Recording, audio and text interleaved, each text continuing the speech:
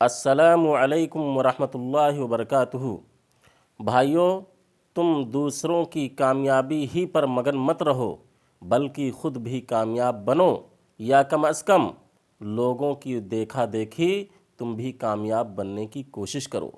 پہاڑ کی چوٹی پر کھڑے لوگوں کو ہی مت دیکھتے رہو بلکہ ان کی طرح تم بھی پہاڑ کی بلندیوں پر پہنچو، یا کم از کم پہنچنے کی کوشش کرو۔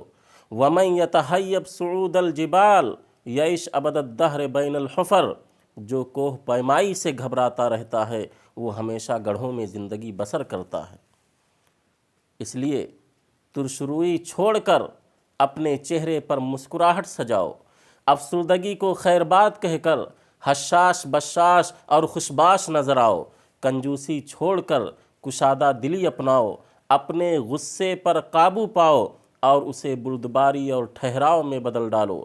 مصائب کے گھپ اندھیروں میں خوشی کی کرنیں تلاش کرو، اپنے آپ کو ایمان و یقین اور اعتماد کے ہتھیاروں سے لیس کر لو، اپنی زندگی میں دلچسپی لو، اس سے لطف اٹھاؤ۔ زندگی کے دن تھوڑے ہیں، انہیں بے جا غم اور بے مقصد پریشانیوں میں ضائع نہ کرو۔